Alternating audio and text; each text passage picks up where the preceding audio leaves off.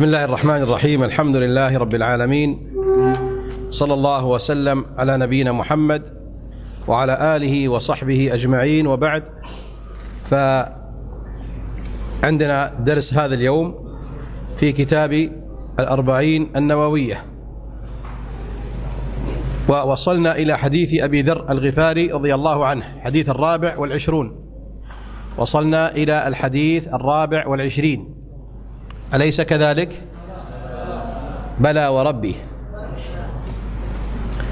يقول المؤلف عن أبي ذر الغفاري رضي الله عنه عن النبي صلى الله عليه وسلم فيما يروي عن الله تبارك وتعالى أنه قال: يا عبادي.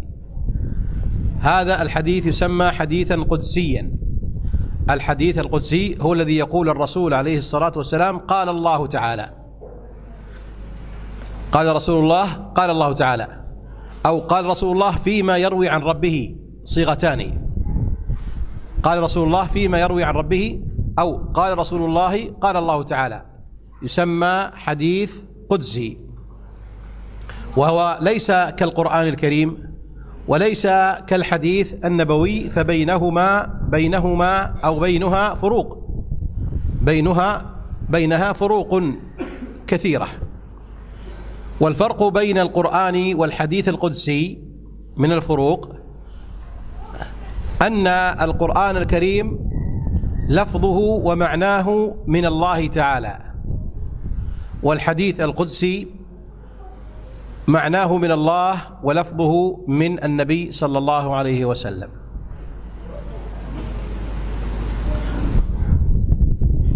هذا هو الفرق الأول. القرآن لفظه ومعناه من الله، والحديث معناه من الله ولفظه من النبي صلى الله عليه وسلم. والفرق الثاني هو أن القرآن متحدى به، أي تحدى الله به البشر أن يأتوا بمثله، والقدسي ليس كذلك.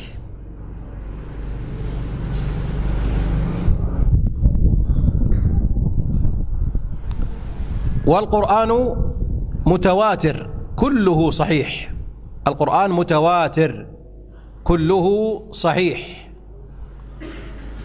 والحديث القدسي منه الصحيح والحسن والضعيف بحسب الرواة، فليس كل حديث قدسي قد قاله الرسول عليه الصلاة والسلام، بل بعضه مكذوب ضعيف موضوع، وبعضه صحيح. أما القرآن كل آياته صحيحة متواترة، نقلت متواترة.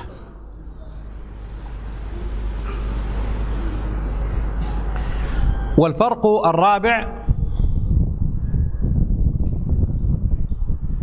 هو أن القرآن لا يجوز مسه للمحدث، لا يجوز مسه للمحدث، لا يمسه المحدث. والحديث القدسي يجوز أن يمسه المحدث.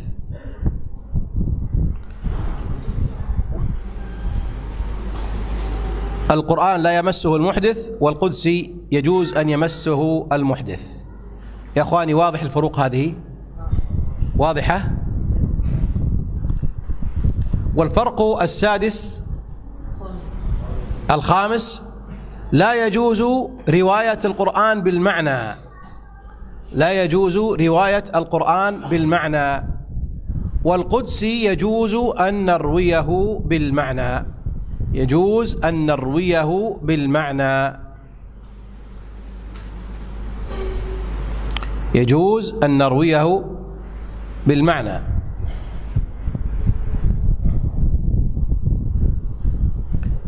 والفرق السادس أو الخامس، فرق السادس هو أن القرآن الكريم منه ما يجب في الصلاة، منه ما يجب في الصلاة كالفاتحة، وما يستحب كباقي السور.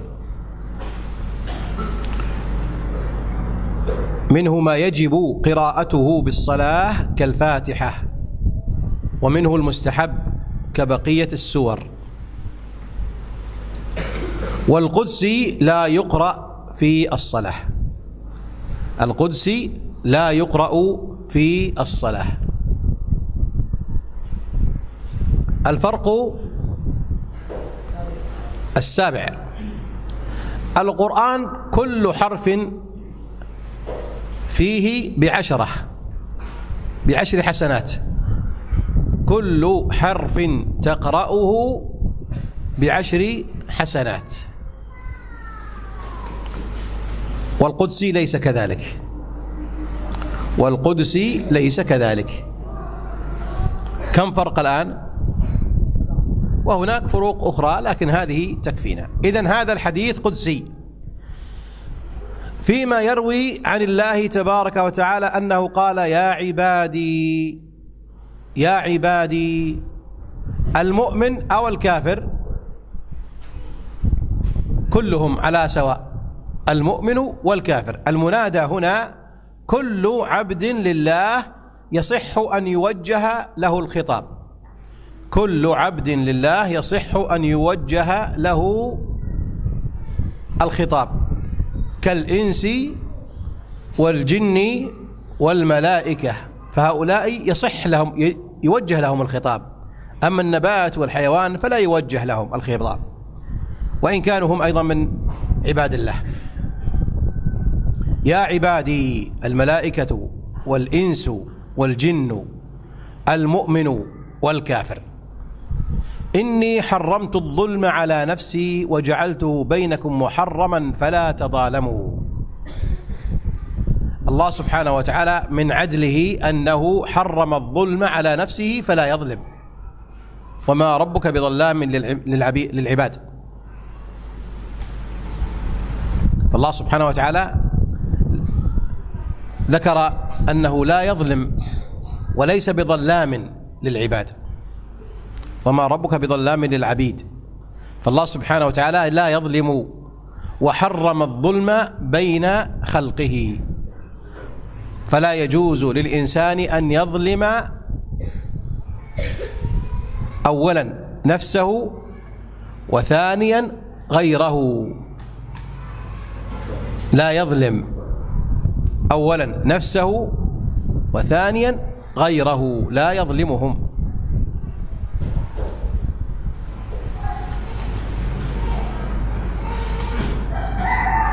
حتى البهائم لا يجوز له أن يظلمها، لأنها ستأخذ حقها يوم القيامة منه. أليس كذلك؟ أليس كذلك؟ يعني من تعدى على حيوان ظلما فيوم القيامة سيأخذ حقه منه. أيها الصغار، لا ترمون القطط بالحجارة. من يترجم لهم؟ أيها الصغار، لا يجوز أن تضربوا وترموا القطط بالحجارة.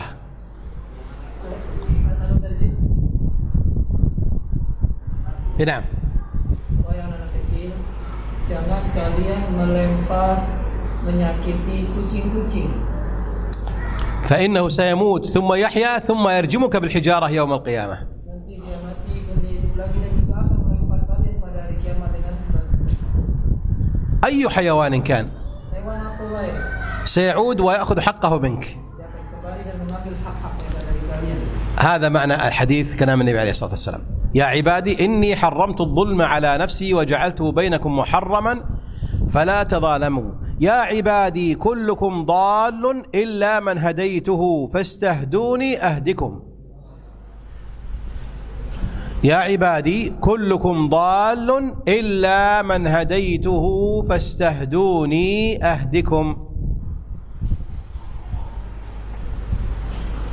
يعني أن الله عز وجل يمن على عباده ويصطفي بعض عباده لطاعته والإيمان به، فأنت لا تستطيع أن تشتري الإيمان أو تشتري الهداية والتوفيق، وإنما الهداية والتوفيق بيد الله سبحانه وتعالى، يعطي من يشاء ويترك من يشاء، كما قال عز وجل في آيات كثيرة: يهدي من يشاء ويضل من يشاء.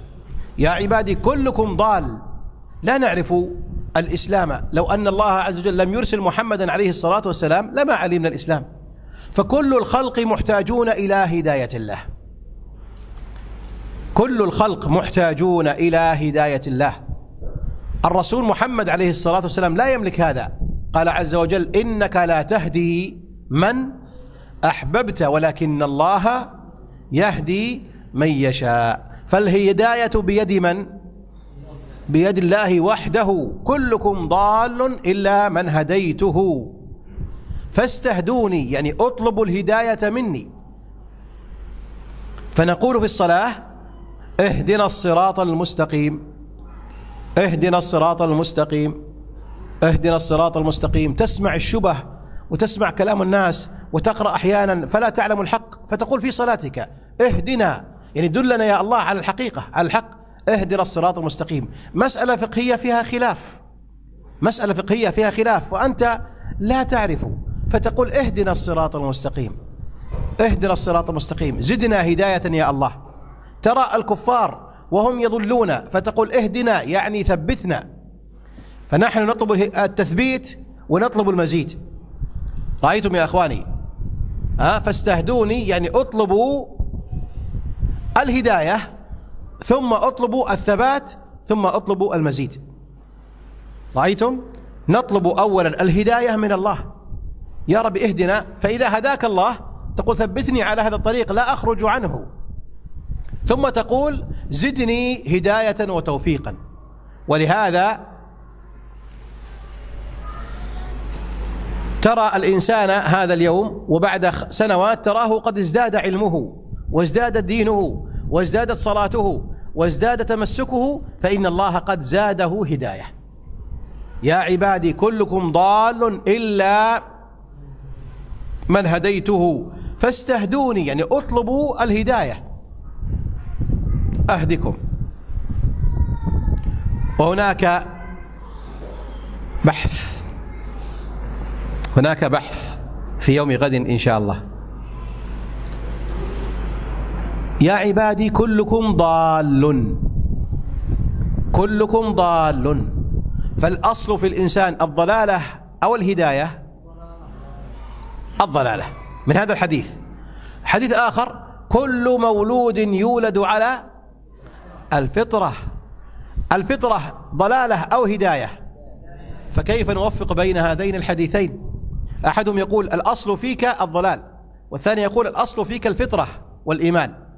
فكيف نوفق بين هذه وتلك؟ إن شاء الله يوم غد تأتنا بالإجابة. إذن هذا الحديث يبين أن الأصل في الإنسان الضلالة.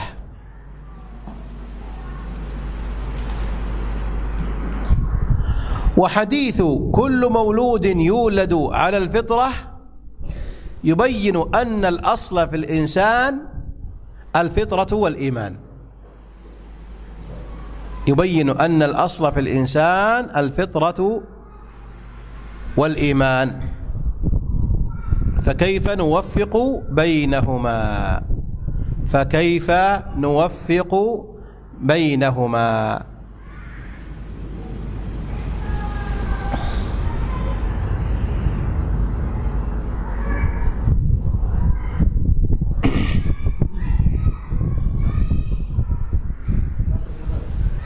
غدا إن شاء الله.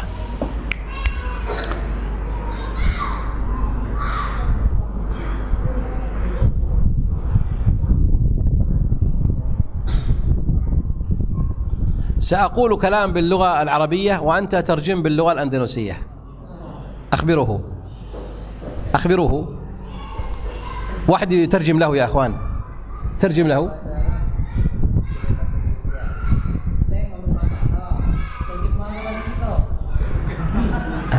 قام الرجل يصلي في المسجد. قام الرجل يصلي في المسجد. مريكا مريكا مريكا يعني المعنى مريكا مريكا يعني ترجمة. مريكا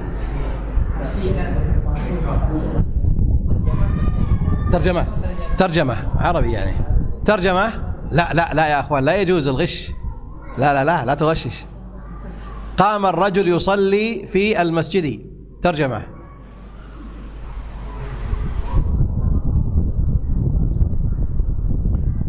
من قال لا أدري فقد أجاب. ترجمة. ترجم له. ترجم له. من قال لا أدري فقد أجاب. ترجم له. Barang siapa yang mengatakan aku tidak tahu, maka dia tahu.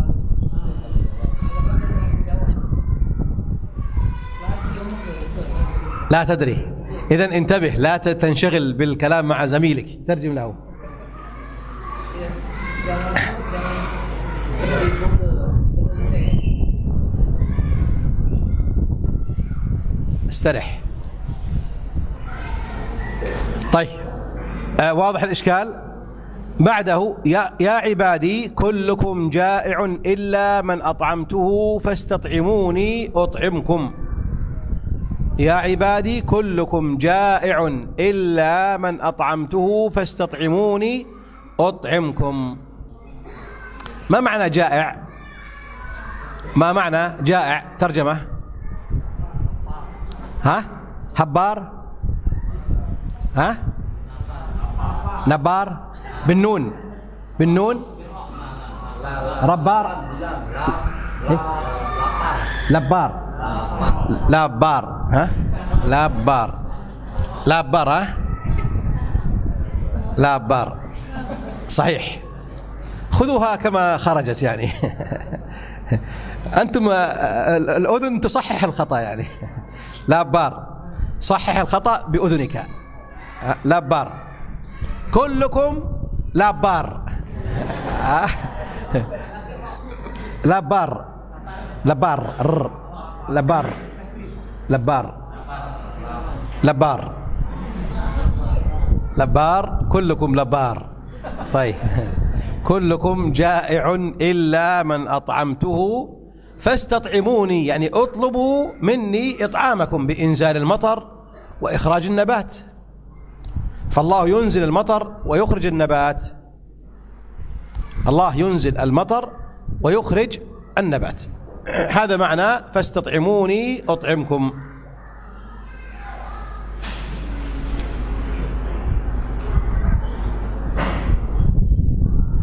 أخضر، صاحب الفنيلة الخضراء. صاحب الفنيلة الخضراء. لا لا، الخضراء هذا سوداء. صاحب اللباس الأخضر.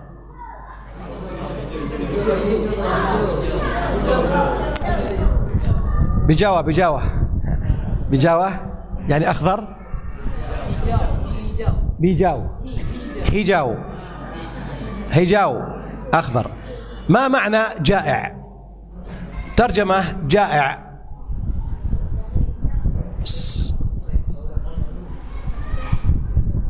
ترجمة جائع. لبار. لبار جائع. أنا أحسن منك. مشكلة. استرح. استراحة. انتبهوا يا شباب، انتبهوا. حتى لو لم تعلم العربية استمع لتعرف كيف تنطق. أخبرهم. استمع لو لم تعرف كيف تنطق. Walaupun kalian tidak paham perkataannya, dengarkan bagaimana tata cara orang Arab berbicara. جائع. لبار. جائع. لبار. جائع. فاستطعموني أطعمكم، أي أنزل لكم الأمطار وأخرج لكم النباتات.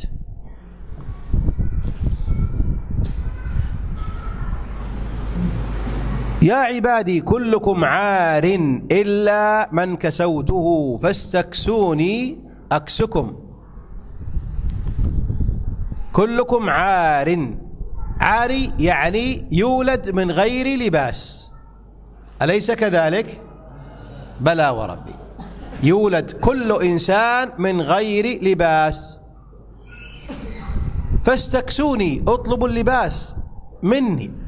أكسكم، أليس أبوه هو الذي يكسوه؟ أبوه سبب، لكن من أخرج النبات، من أوجد الحيوانات التي فيها الصوف لصناعة الملابس هو الله. فأبوك فقط سبب، لكن لم يوجد الحيوان هو، ولم يوجد النبات، ولم يوجد الحديد للخياطة، فإن هذه كلها من الله.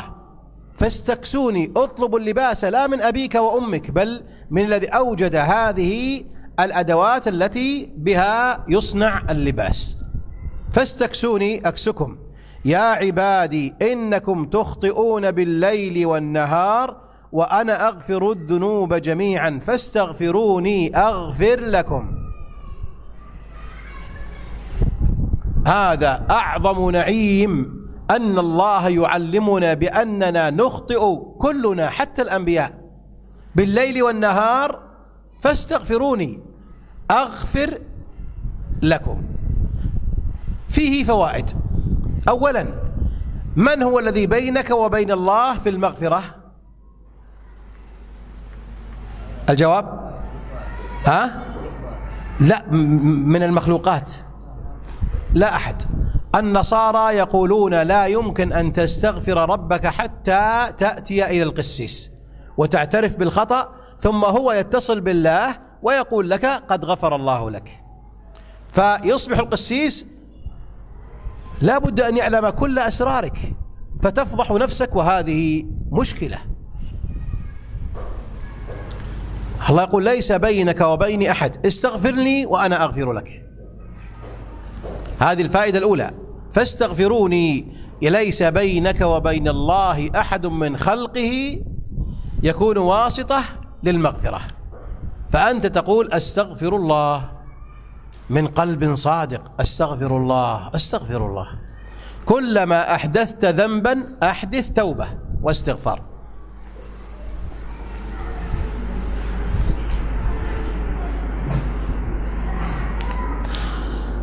فما معنى أستغفر الله؟ اللهم اغفر لي، رب اغفر لي. أنت ماذا تطلب؟ فما معناها؟ يا رب اغفر لي، استغفر الله، سبحان الله، الحمد لله، لا حول ولا قوة إلا بالله، تختلف بالمعاني.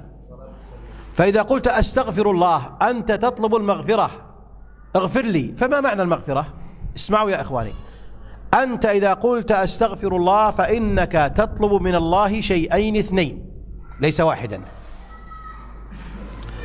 استغفر الله، المغفرة تطلب من الله شيئين: الستر، هذا الأول، والثاني المجاوزة. المجاوزة يعني التجاوز، يعني استر يا ربي وتجاوز.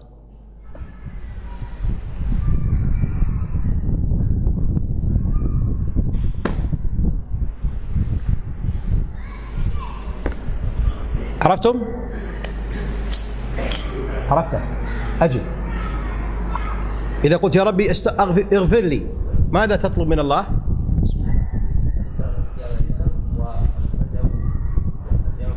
هذا يستحق 50,000 ربية.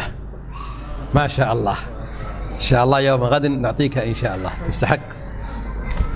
لا يكتب لكن يحفظ، ما شاء الله ما شاء الله ما شاء الله.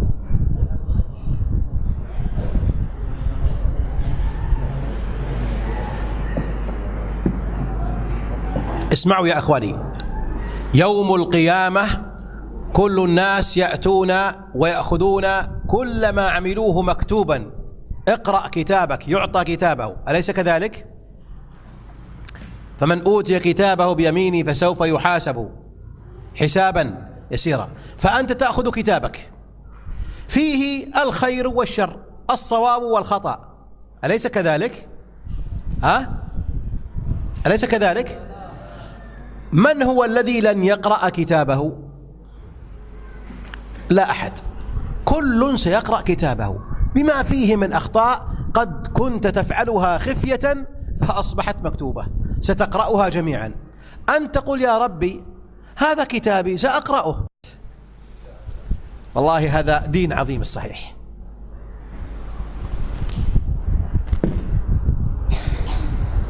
قالوا كيف يا رسول الله؟ يأتي أحدنا شهوته يشتهي ويقع مع زوجته بشيء يحبه ويعطى أجر. فقال عليه الصلاة والسلام لو أنه وضعها في حرام، في زنا، يكون عليه وزر وإثم. الآن هو يتلذذ لكن بحرام، يكتب سيئات. قال نعم، قال وكذلك إذا وضعها في حلال. وهذا يسمى يا أخوان عند أصول الفقه يسمى قياس العكس، يسمونه قياس العكس.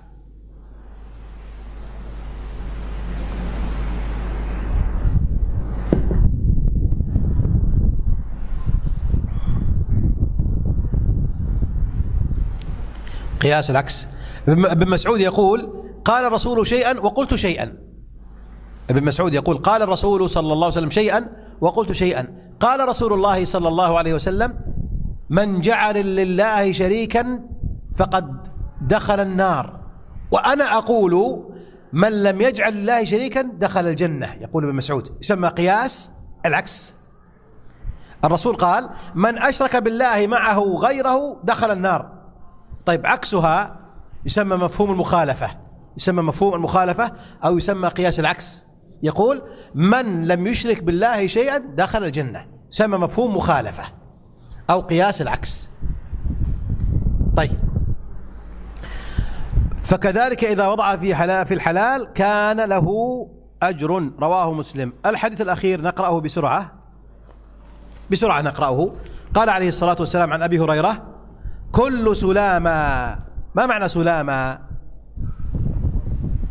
كل عظم، كل عظم. كل سلامة أي كل عظم، فهذا عظم، ثم يأتي فاصل مفصل فاصل، ثم عظم عظم عظم، هذه عظم، هذا أيضا كل مفصل ما بين مفصلين، هذا فاصل وفاصل عظم، هنا عظم، في الداخل عظام، في القدم عظام. كل إنسان عنده 360 عظما، كل إنسان فيه 360 عظم. كل صباح تشرق فيه الشمس يجب أن تتصدق بقدر هذه العظام. على كل عظم أعطاك الله عليك صدقة. واضح؟ واضح؟ فيك أعطاك الله 360 عظما، كل صباح عليك صدقة تتصدق عن هذا العظم. كيف نتصدق؟ ليس بالمال. فقال عليه الصلاة والسلام كل سلامة من الناس عليه صدقة كل يوم تطلع فيه الشمس تعدل بين الاثنين صدقة، هذه واحدة عن عظم. وتعين الرجل في دابته فتحمله عليها أو ترفع له عليها متاعه صدقة. والكلمة الطيبة صدقة. وكل خطوة تمشيها إلى الصلاة صدقة. وتميط الأذى عن الطريق صدقة. هذه بعض ليس كل.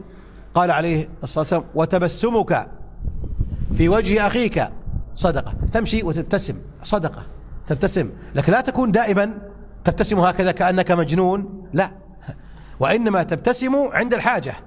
إنسان خائف تبتسم، بينك وبين شيء عداوة فرأيته تبتسم، ابنك جاء وقد أخطأ ثم رآك تبتسم، التلميذ أخطأ في الجواب أخطأ فتبتسم، الطالب نام فقلت قم قم قم فقام خائفا تبتسم صدقة. يعني بإمكانك بالفصل تجمع 20-30 صدقة في وقت قريب. هذه صدقات من الله، عمل بسيط ولك أجر عليه، عمل يسير وأجر كبير، عمل يسير وأجر كبير. فكن دائما مبتسما في وقتها، ليس دائما بل في وقتها يبتسم الإنسان. تزيح الشوك عن الطريق صدقة. بقي بعض الأكل فتعطيها العصافير والدجاج لك صدقة. تعطي الماء للقطط، الماء صدقة. إذا جاء الماء الكثير تزيله عن الطريق صدقة. يأتي رجل كبير في السن فتمسك يده يأتي إلى المسجد أو يريد أن يقوم صدقة. يعني بإمكانك كل يوم تستطيع أن تتصدق يا أخوان. هذه الأخلاق الحسنة، هذا هو الإسلام، يدعوك ويربيك على خدمة الآخرين، بل حتى خدمة البهائم. دخلت امرأة بغي زانية دخلت الجنة بسبب كلب أسقته ماء. كلب كان عطشان فأسقته الماء فدخلت بهذا العمل الجنة. ورجل دخل الجنة بسبب شوك أزاله عن الطريق، كان عاصيا لكن أحب المسلمين فأزال الطريق عنهم وذهب، ليس في حيه لا في مكان بعيد، أزاح عن الطريق، الشوك عن الطريق، لا يعرف من يمر وليسوا إخوانه ولا أقرباءه، لكنه نفع المسلمين أيا كانوا، أدخل الله به الجنة لإزاحة شوك من الطريق. هذه صدقات من الله سبحانه وتعالى، فالإنسان لا بد أن يجمع هذه الصدقات السهلة اليسيرة. وصلى الله وسلم على نبينا محمد. في سؤال؟ نعم شيخ. بالنسبة إلى الكتاب إذا أقامت مثلا القرآن أو كتاب في المطبخ يكون في شيء يعني يكسر اللسان، هل يجوز أن نرميها أو مثلا نضرب كل من أخطأ عليك فلك الحق أن إنسان أو جني أو حيوان، كل من أخطأ يجوز أن تعامله بالمثل، إذا لم يخطئ حرام. فإذا أخطأ الله يقول وجزاء سيئة سيئة مثلها. فمن اعتدى عليكم أيا كان، هذه من اسم موصول تفيد العموم، أليس كذلك؟ من للعموم.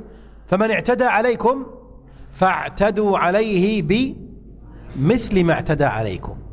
فيجوز للإنسان أن يطرد القطط ويطرد الدجاج، وإذا يعني كررت عدة مرات يرميها بالحجر، فإذا كررت مرة أخرى يعني يحاول أن يزيد في العقوبة، فإذا كررت فيجوز له أن يقتلها، إذا تكرر منها يجوز له أن يقتلها. كذلك الجني إذا آذى الإنسان نقرأ القرآن عليه، فإذا الجني اشتد نقول اخرج أو قتلناك بالقرآن الكريم، فإذا لم يخرج فيجوز أن تقتله بالقرآن الكريم. نعم تفضل. بالعربي يقول ما يعرف عربي هو. Apakah semuanya hewan masuk surga, dan dalam bentuk apakah hewan akan dilahirkan, dan apakah seorang laki-laki yang memiliki hewan peliharaan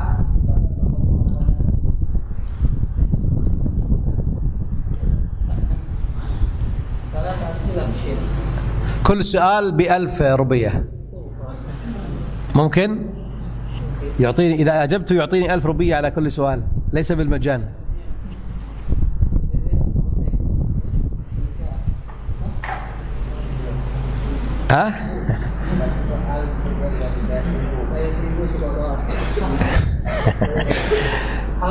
السؤال الأول هل الحيوان كله يدخل الجنة؟ كله يكون ترابا ولا يدخل الجنة، كله يكون ترابا ولا يدخل الجنة. أما الذي نأكله في الجنة من الطيور فهي مخلوقة في الجنة.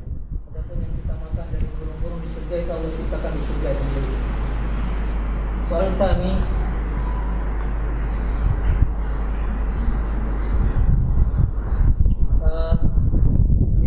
حينما يبعث الحيوان يوم القيامة ماذا شكله؟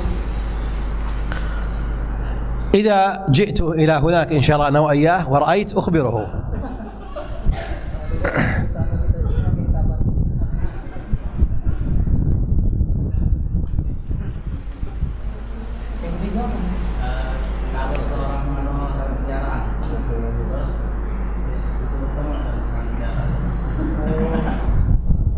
إذا عند الرجل حيوان هل يلتقي يوم القيامة مع هذه الحيوان؟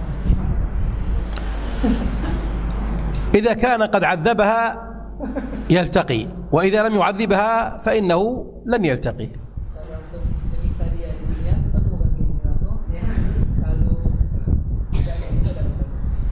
لأنه سيكون مشغول يوم القيامة بأعظم من ينسى حتى أمه وأباه، يوم يفر المرء من أخيه، فكيف بالحيوان؟ yaitu dia nggak bisa keluar kalau di sana hewan.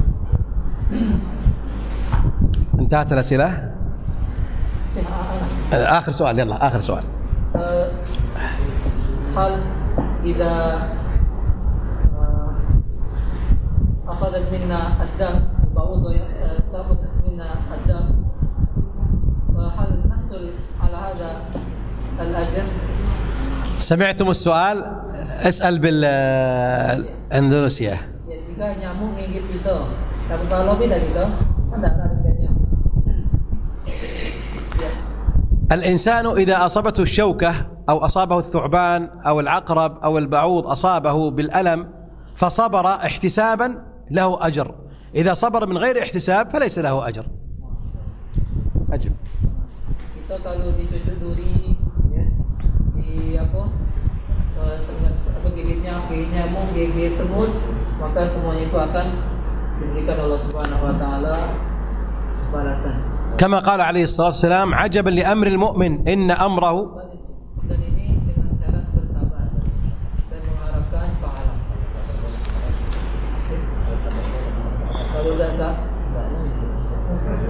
Kalau sabar baik tidak mengharap pahala maka tidak ada. قال عليه الصلاة والسلام: عجبا لأمر المؤمن إن أمره كله له خير إن أصابته ضراء، فالبعوض ضراء صبر فكان خيرا له، وإن أصابته سراء شكر فكان خيرا له. ويقول عليه الصلاة والسلام: حتى الشوكة يشاكها يكتب له بها أجر. حتى الشوكة إذا أصابتك الشوكة فصبرت ولم يعني تجزع وتتألم فإن لك بها أجر كما قال عليه الصلاة والسلام. Sangat menakjubkan perkara seorang mukmin jika dia ditimpa kebaikan maka dia bersyukur, jika dia ditimpa keburukan maka dia bersabar, dan ini tidak terjadi hanya kepada seorang mukmin saja. Sampai Nabi SAW bersabda, kalau seandainya dicucuk duri maka baginya satu ajar, satu pahala baginya kalau dia mendapatkan hal tersebut. إذا آلمك السن في الليل فاصبر فإن لك أجر.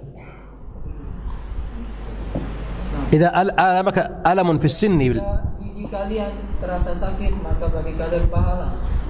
إذا يؤلمك رأسك أو عينك بالليل وأنت أو بطنك تتألم وتصبر فإن لك أجر. Jika kau sakit kepala, sakit perut, bagimu pahala. وتقول: رضيت بالله يا ربي أرضى عن هذا المرض الذي جئت به من أجل إزالة الذنوب فأرضى وأصبر. Katakanlah, wahai Rabbku, aku ridho dengan ini dengan harapan menghapuskan dosa-dosa. هذه الآلام إنما هي منح من الله، منحة لك.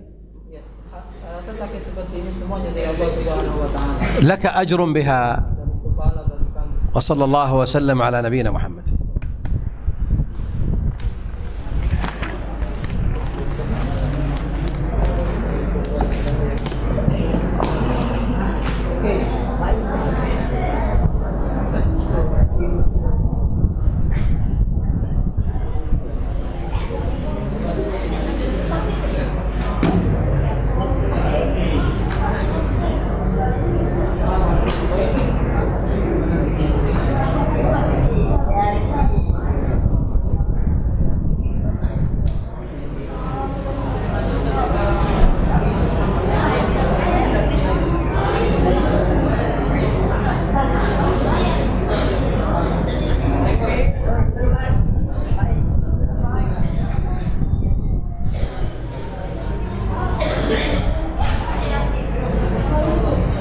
لكن يا ربي استر علي فلا يسمعني أحد. هذا معنى أغفر لي. يعني يا ربي أنا سأقرأ كتابي، سأقرأ، لكن اجعل بيني وبين الخلق كلهم ساتر، لا أحد يسمع كلامي. يا ربي لا أحب الفضيحة، أنا أعترف بخطئي وسأقرأ، لكن يا ربي استر، أقرأ معك أنت يا الله فقط، يسمعني أنت ولا يسمعني أحد من خلقك. هذا معنى الستر. استرني يعني سأقرأ لكن استر علي. طيب الثاني المجاوزة، يا ربي لا تحاسبني عنها، أرجوك يا الله لا تحاسبني. هذا معنى المجاوزة، تجاوز عني، أنا آسف أخطأت في حقك يا الله لكن لا تحاسبني عليها. هذا معنى المجاوزة. عرفتم يا أخواني؟ فأنت إذا قلت أستغفر الله لا بد في ذهنك تأتي هذه المعاني: يا ربي سأقرأ، استر علي. ثم أيضا بعد سترك وقراءتي لكتابي لا تحاسبني على أخطائي. واضح يا أخواني؟ هذا معنى اغفر لي، استغفر الله، اللهم اغفر لي، غفرانك، هذا معنى. إذا خرج الإنسان من الحمام فماذا يقول؟ غفرانك. ما معناها؟ هو هذا معناها. إذا خرجت من الحمام تقول غفرانك، يعني يا ربي استر علي. ثانيا تجاوز عن خطئي. هذا معنى فاستغفروني أغفر لكم. ما معنى أغفر لكم؟ يعني سأستر عليكم وأتجاوز ولا أحاسب أخطاءكم. نستغفر الله ونتوب إليه، أستغفر الله وأتوب إليه. قولوا هكذا كثيرا: أستغفر الله. كل الناس يخطئون. يا رب اغفر لي، يا ربي لا تفضحني، هذه فضيحة. يا ربي لا تفضحني، يا ربي لا تحاسبني، هذا معنى أستغفر الله أستغفر الله أستغفر الله. ولذلك من صلى فإنه في صلاته لا بد أن يسرح، يذهب خياله، يفكر في أشياء في الدنيا، وقد أحيانا يفكر في أشياء ليست جيدة. فإذا سلم من الصلاة ماذا يقول؟ أول ما يقول: استغفر، يا ربي لا تحاسبني، أنا أخطأت في حقك، الصلاة فيها خطأ، لكن أنا أقول اغفر لي، استغفر الله استغفر الله استغفر الله. يعني استر علي يوم القيامة وتجاوز عني كل خطأ وقعت فيه. يا عبادي إنكم لن تبلغوا ضري فتضروني. يا عبادي الكل لن تبلغوا ضري.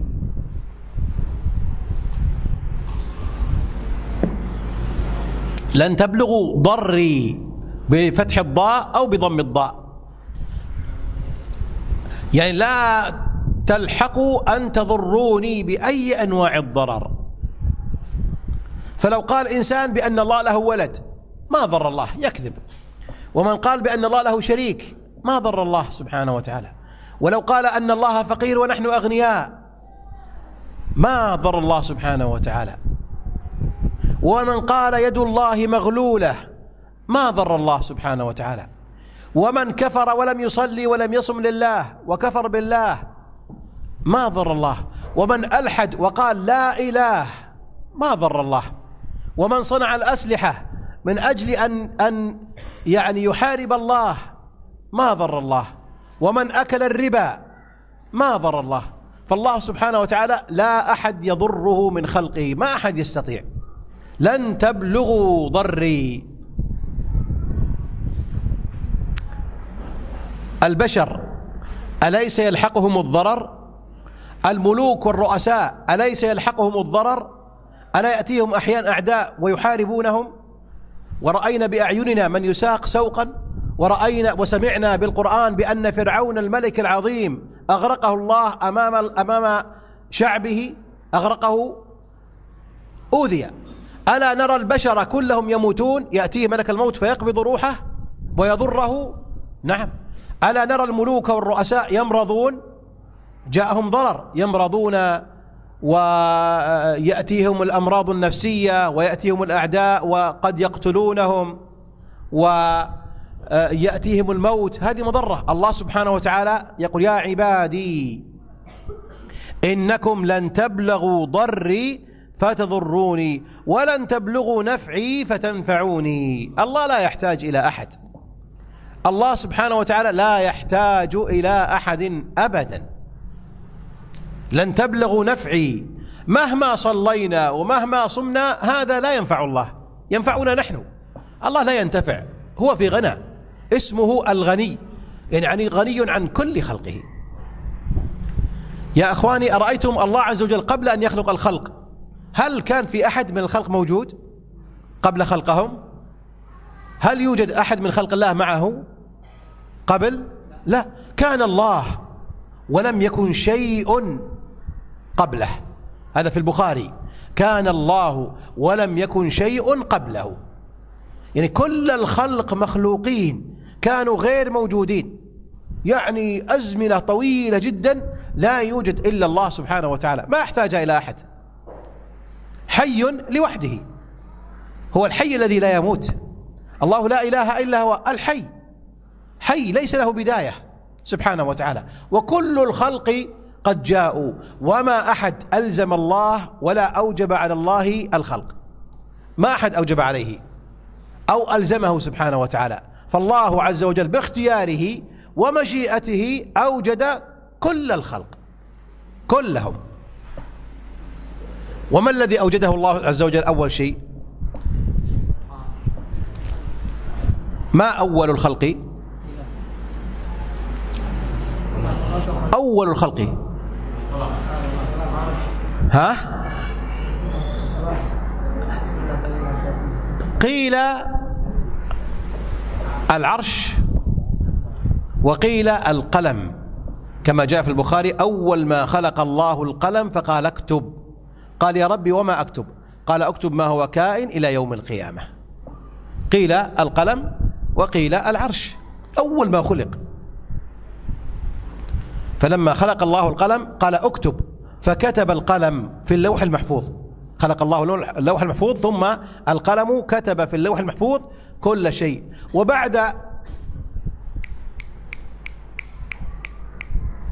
وبعد 50,000 سنة خلق الله السماوات والأراضين. يعني الإنسان حتى الآن لم يوجد. خلق الله القلم وقال اكتب فكتب في اللوح المحفوظ كل شيء، ثم بعد الكتابة ب50,000 سنة خلق الله السماوات والأرض. انظر إلى هذه السنوات الضخمة العظيمة تمر ليس فيها سماوات ولا أراضين. ثم لما خلق السماوات والأراضين زمن، ثم خلق أبونا آدم في السماء فوق عليه الصلاة والسلام. فالله يقول: لن تبلغوا نفعي فتنفعوني يا عبادي لو أن أولكم وآخركم وإنسكم وجنكم، انظر، أولكم وآخركم من آدم إلى آخر من يولد في الدنيا بعد سنوات طويلة، كل هؤلاء وإنسكم وجنكم كانوا على أتقى قلب رجل واحد منكم ما زاد ذلك في ملكي شيئا. لو أن الناس كلهم مثل محمد عليه الصلاة والسلام في الإيمان، كلهم كمحمد، ما زاد ذلك في ملك الله. الله غني عز وجل، الله سبحانه وتعالى غني في ملكه، فكل من عبد الله، الله غير محتاج، وما يزيد ملك الله شيئا. فأنت لا تتكبر إذا صلى: أو لقد صليت، أنا سأدخل الجنة، لماذا؟ صليت وصمت، فيعجب بعمله. أنت وعملك لا شيء. الخلق كلهم لو كانوا كمحمد عليه الصلاة والسلام عند الله لا شيء. يا عبادي لو أن أولكم وآخركم وإنسكم وجنكم كانوا على أفجر قلب رجل واحد ما نقص ذلك من ملكي شيئا. من هو أفجر الخلق؟ أكثر الكافرين من هو؟ إبليس. لو كانوا على مثل إبليس كل البشر كلهم ما نقص ذلك في ملك الله. الله غني عن كل هؤلاء، لا يحتاج إلى عبادة إطلاقا. لو لم يحد يعبد الله أبدا، الله ما احتاج إلى عبادة. العبادة نحن نحتاج إليها، والله مستغن عن عبادتنا سبحانه وتعالى. يا عبادي لو أن أولكم وآخركم وإنسكم وجنكم قاموا في صعيد واحد. صعيد يعني الأرض المنبسطة. لو جاءت أرض واسعة منبسطة نرى الجميع، وقام الناس كلهم من آدم إلى آخر مخلوق من إنس وجن، وكل واحد يقول: يا رب أعطني، فيعطيه، يا رب أعطني، فيعطيه، ثم الثاني يقول: يا رب أعطني، فيعطيه ويعطيه ويعطيه، ثم يعطيه كل شيء، ثم الثالث، ثم الرابع، ثم الخامس، يطلبون كل ما يريدون. مليارات من البشر يطلبون كل ما يريدون، فالله يعطي يعطي يعطي. ما الذي نقص مما عند الله؟ ما نقص إلا كما ينقص المخيط إذا أدخل البحر. أرأيتم الإبرة الكبيرة، إبرة تأخذها تضعها في البحر وتخرجها فيها قطرات، كم قطرة نقصت من هذا البحر؟ لا شيء. سبحان الله. يعني الله ما أودعه في الجنة الآن كثير جدا، وما أعطى الكفار والمؤمنين قليل قليل قليل جدا. اليوم في أناس يملكون، أليس كذلك؟ والله في الدنيا يملكون كل شيء، يملكون الأموال الطائلة ويملكون ما يملكون، وليس واحد رجل أو اثنين أو ثلاثة، ملايين يملكون المليارات ويملكون كل شيء، ثم يموتون ويأتي بعدهم أناس ويملكون. يا إخواني، ما يعطي الله لأهل الدنيا كلهم من مؤمن أو كافر أو إنسي أو جني، ما يعطيهم كل هذا ما نقص مما عند الله سبحانه وتعالى.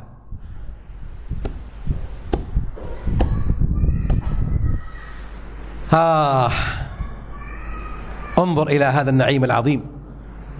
الإنسان إذا دخل الجنة نسي كل شيء، إذا دخل الجنة نسي كل الأتعاب التي جاءته في الدنيا، نسي الجوع ونسي العطش ونسي الحر ونسي البرد ونسي المشاكل. الجنة ليس فيها موت، الجنة ليس فيها فقير، الجنة ليس فيها نوم، لأن النوم نقص، الإنسان يتلذذ كل حياته فلا ينام.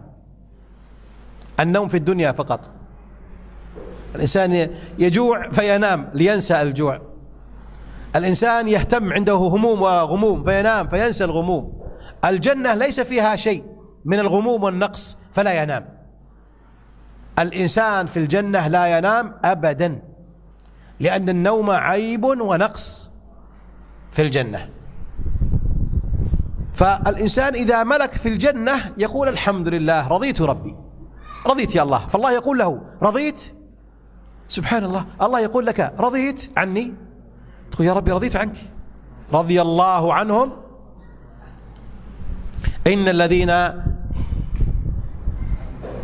آمنوا وعملوا الصالحات لهم جنات تجري من تحتها الأنهار خالدين فيها أبدا.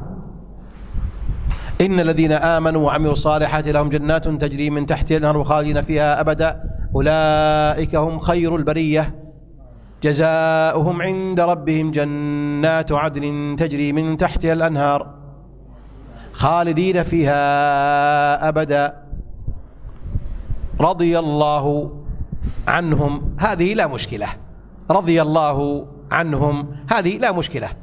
ورضوا، سبحان الله، الحقير الصغير، يا ربي رضيت عنك.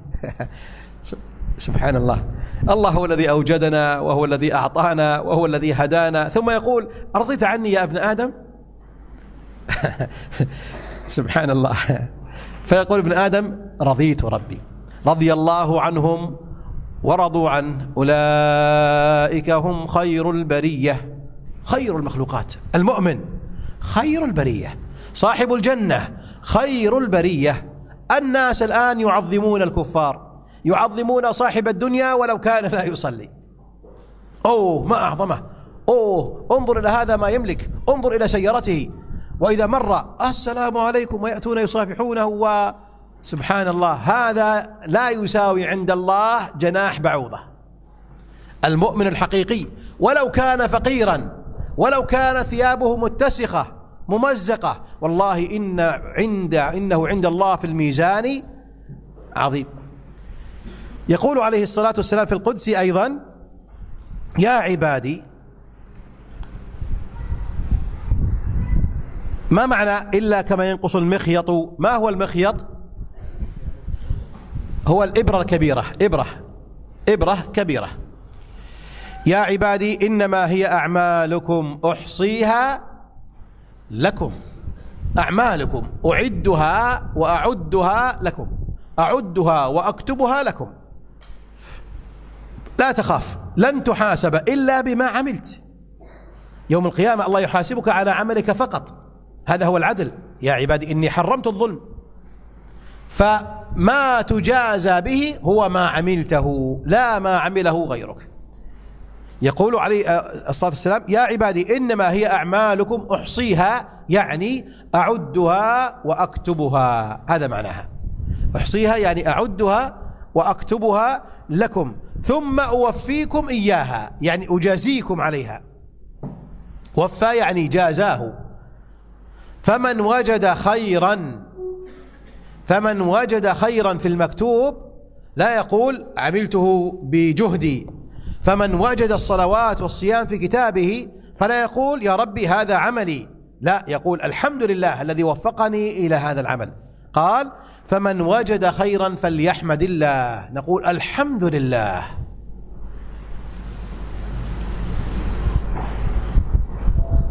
ويوم أمس شرحنا ما معنى الحمد لله. ما معنى الحمد؟ أمس شرحناها.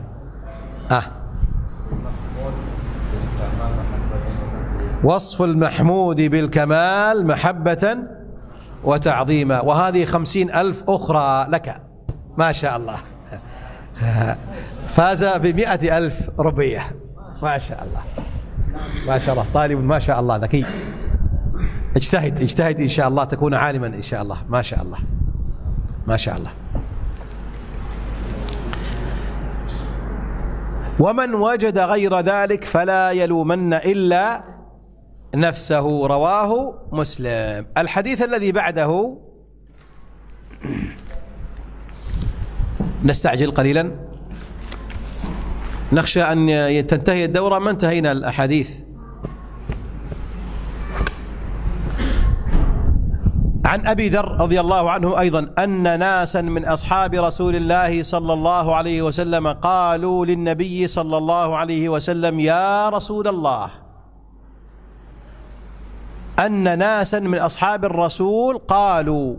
ورد في حديث آخر أن فقراء المهاجرين جاءوا إلى الرسول صلى الله عليه وسلم. أن فقراء المهاجرين، ورد حديث أن فقراء المهاجرين جاءوا إلى رسول الله صلى الله عليه وسلم.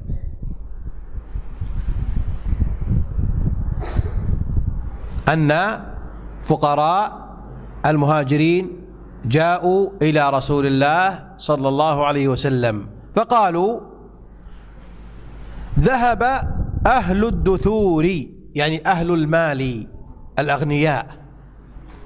أهل الدثور أي الأغنياء أهل المال.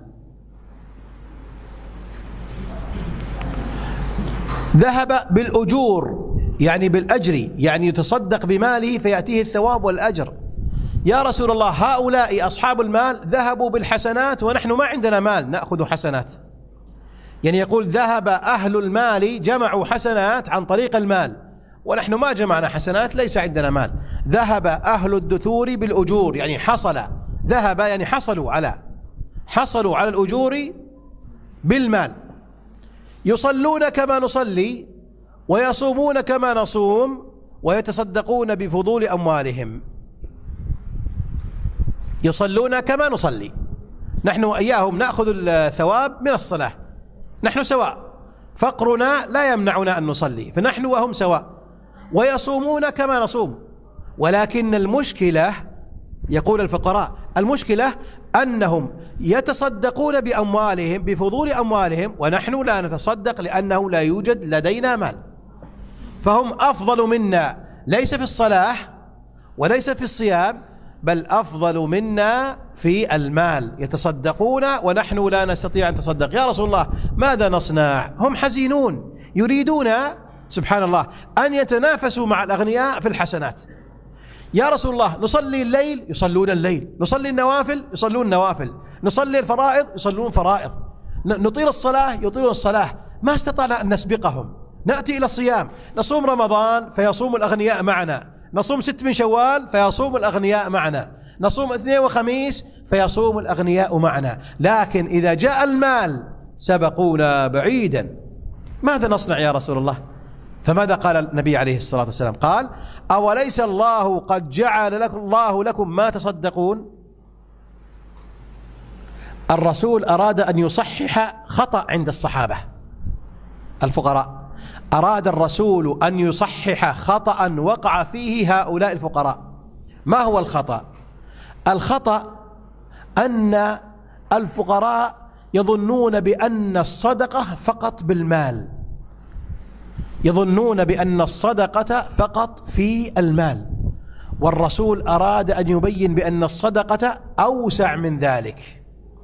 تريد أن تتصدق وليس عندك مال، هناك أشياء ممكن أن تتصدق بها وأنت فقير ليس عندك مال.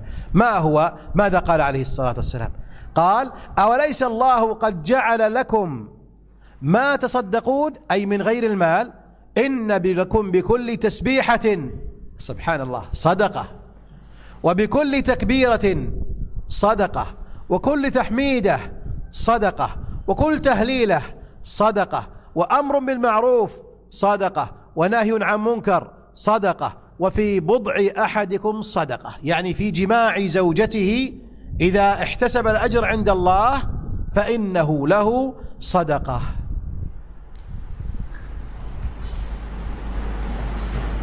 البضع هنا الفرج، يعني فرج المرأة الذي يقع فيه الوطء، فيه صدقة.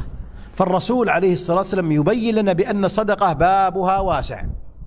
فإذا خرجت من الباب، اسمعوا يا فقراء، لا يسبقكم الأغنياء، إذا خرجت من باب المسجد ورأيت غنيا يعطي فقيرا مال وأنت ليس عندك شيء، فماذا تصنع لكي تكون مثله؟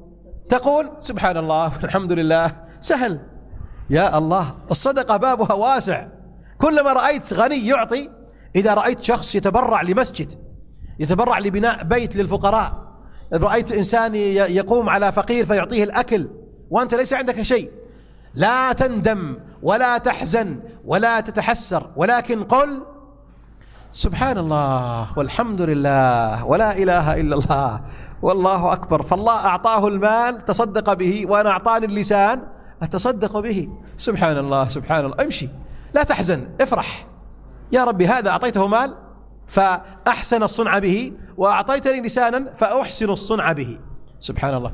بعض الناس إذا خرج والغني يعطي فيناظره: ماذا يصنع؟ كم هذا؟ كم أعطي؟ سبحان الله. لا، هذا خطأ، هذا فضل الله. فضل، لا تمنع فضل الله، ولكن قل: سبحان الله الحمد لله لا إله إلا الله الله أكبر، سبحان الله الحمد لله لا إله إلا الله الله أكبر، سبحان الله. استمر. هذه قد تتعدى صاحب المال، قد تكون أنت أفضل من صاحب المال، قد يكون صاحب المال أعطى رياء، لكن أنت تقول، لا تقول: سبحان الله سبحان الله الحمد لله سبحان الله الحمد لله. سبحان الله. الشيطان يريد أن يفسد عليك. ألم ترى كيف أسبح؟ سبحان الله. أو يأتي بالمسبحة الكبيرة. طيب قل هكذا بأصابعك، ما أحد يراك، لا، لابد من المسبحة. سبحان الله سبحان الله سبحان الله سبحان الله. نعوذ بالله من الشيطان الرجيم، نعوذ بالله. يريد أن يفسد العمل، يريد أن يفسد ويهدم البناء. أرأيت، قالوا: يا رسول الله، أيأتي أحدنا شهوته ويكون له فيها أجر؟ يا أخوان، هذا دين عظيم، دين يعطيك الحسنات هكذا. إذا جامع الرجل زوجته محتسبا الثواب من الله، سبحان الله، يتلذذ ويعطيها الله حسنات. والله هذا دين عظيم الصحيح.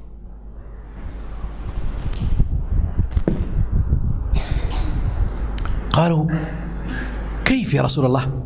يأتي أحدنا شهوته، يشتهي ويقع مع زوجته بشيء يحبه ويعطى أجر؟ فقال عليه الصلاة والسلام: لو أنه وضعها في حرام، في زنا، يكون عليه وزر وإثم.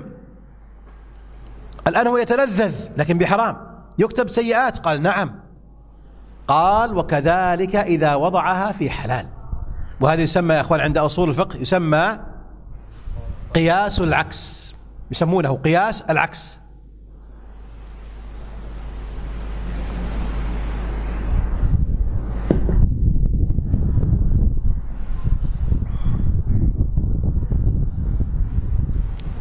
قياس العكس. ابن مسعود يقول: قال الرسول شيئا وقلت شيئا. ابن مسعود يقول: قال الرسول صلى الله عليه وسلم شيئا وقلت شيئا. قال رسول الله صلى الله عليه وسلم: من جعل لله شريكا فقد دخل النار.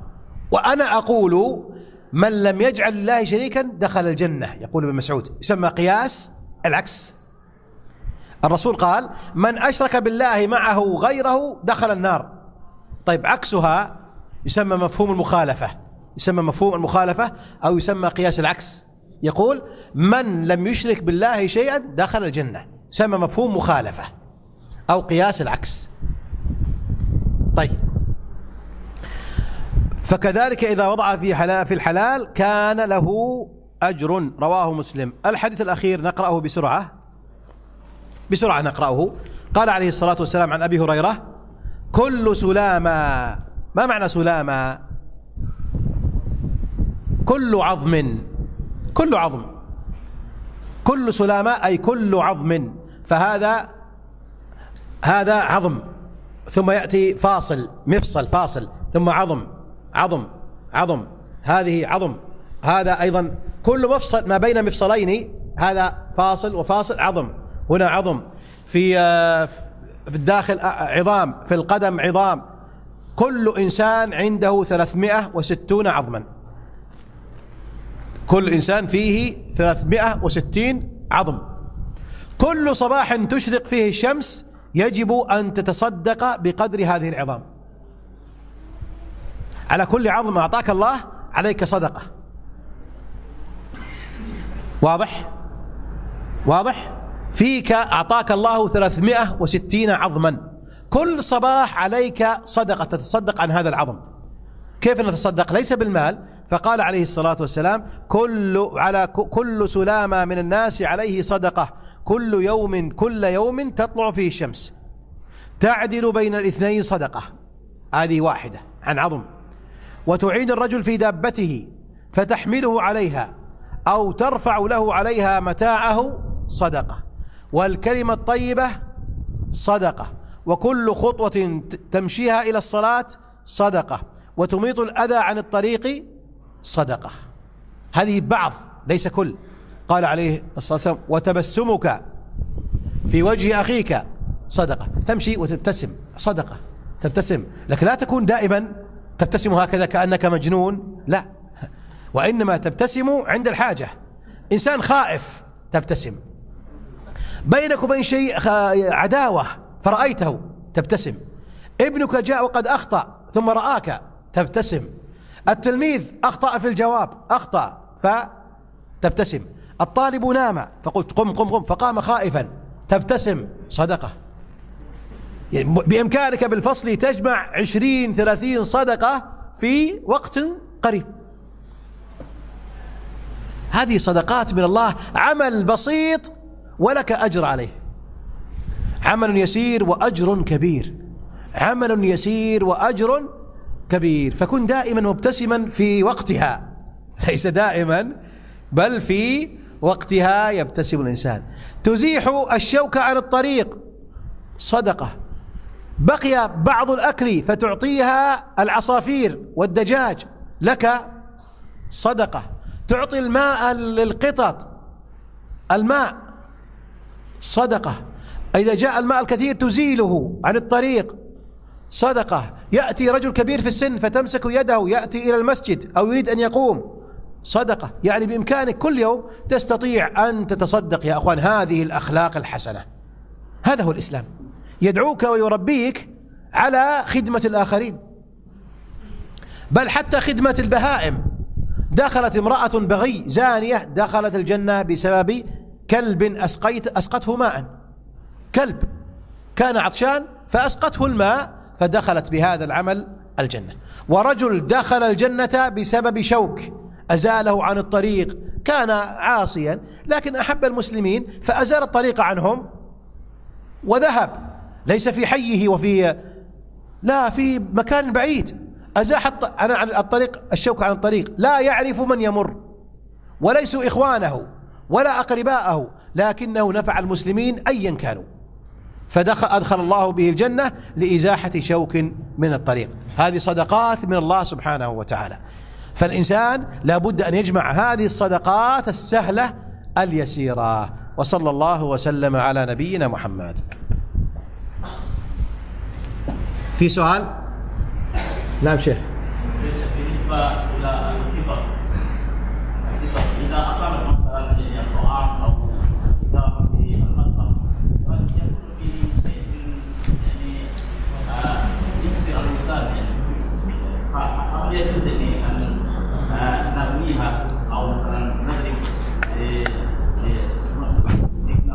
كل من أخطأ عليك فلك الحق أن إنسان أو جني أو حيوان، كل من أخطأ يجوز أن تعامله بالمثل، إذا لم يخطئ حرام. فإذا أخطأ الله يقول وجزاء سيئة سيئة مثلها.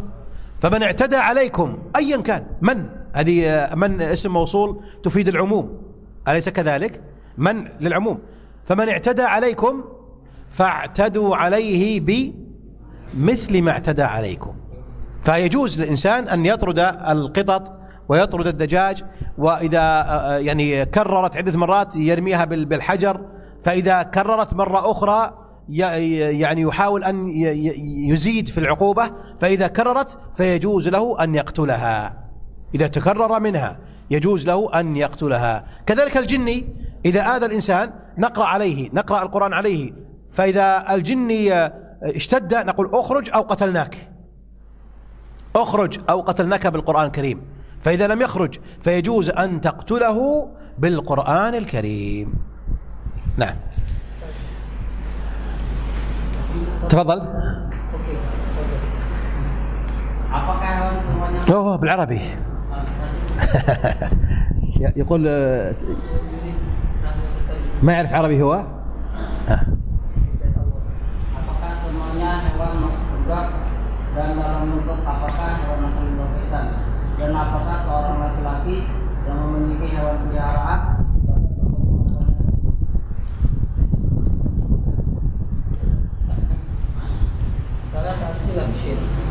كل سؤال ب1000 روبية ممكن يعطيني، إذا أجبت يعطيني 1000 روبية على كل سؤال، ليس بالمجان.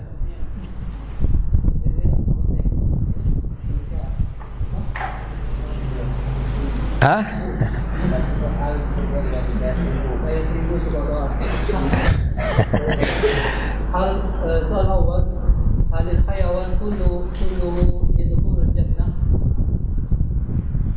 كله يكون ترابا ولا يدخل الجنة، كله يكون ترابا ولا يدخل الجنة.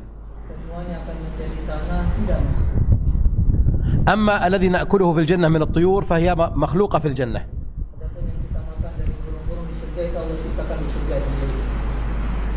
السؤال الثاني،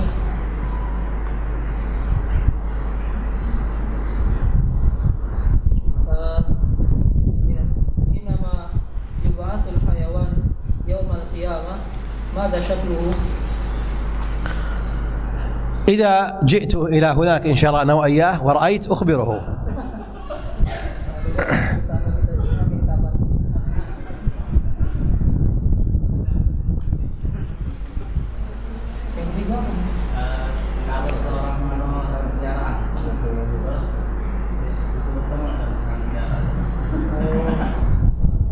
إذا عند الرجل حيوان هل يلتقي يوم القيامة مع هذه الحيوان؟ إذا كان قد عذبها يلتقي، وإذا لم يعذبها فإنه لن يلتقي،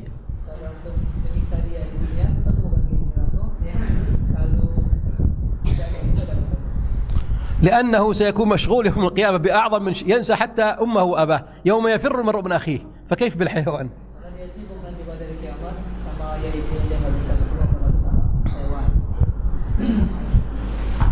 انتهت الأسئلة؟ آخر سؤال، يلا آخر سؤال. هل إذا أخذت منا الدم بعوض تأخذ منا الدم، هل نحصل على هذا الأجر؟ سمعتم السؤال؟ اسأل بالأندونيسيا. Jika nyamuk ngigit kita, tapi kalau beda kita, ada harganya. الإنسان إذا أصابته الشوكة أو أصابه الثعبان أو العقرب أو البعوض أصابه بالألم فصبر احتسابا له أجر، إذا صبر من غير احتساب فليس له أجر. أجب. Kita kalau dicucuk duri, ya, di apa, gigitnya nyamuk, gigit semut, maka semuanya itu akan diberikan Allah Subhanahu Wa Taala balasan.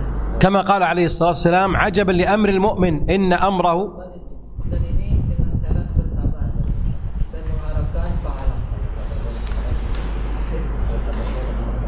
tidak sah. Kalau sabar baik tidak mengharap pahala maka tidak dapat. قال عليه الصلاة والسلام عجبا لأمر المؤمن إن أمره كله له خير إن أصابته ضراء فالبعوض ضراء صبر فكان خيرا له وإن أصابته سراء شكر فكان خيرا له. ويقول عليه الصلاة والسلام حتى الشوكة يشاكها يكتب له بها أجر. حتى الشوكة إذا أصابتك الشوكة فصبرت ولم يعني تجزع وتتألم فإن لك بها أجر كما قال عليه الصلاة والسلام. Sangat menakjubkan perkara seorang mukmin jika dia ditimpa kebaikan maka dia bersyukur, jika dia ditimpa keburukan maka dia bersabar, dan ini tidak terjadi hanya kepada seorang mukmin saja. Sampai Nabi SAW bersabda, kalau seandainya ditutup duri maka baginya satu ajar, satu pahala baginya kalau dia mendapatkan hal tersebut. إذا آلمك السن في الليل فاصبر فإن لك أجر. إذا آلمك ألم في السن Jika kalian terasa sakit maka bagi kalian pahala.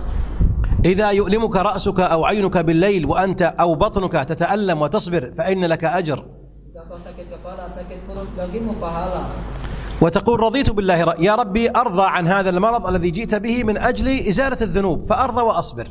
Katakanlah wahai Rabbku, aku ridho dengan ini dengan harapan menghapuskan dosa-dosa. هذه الآلام إنما هي منح من الله منحة لك.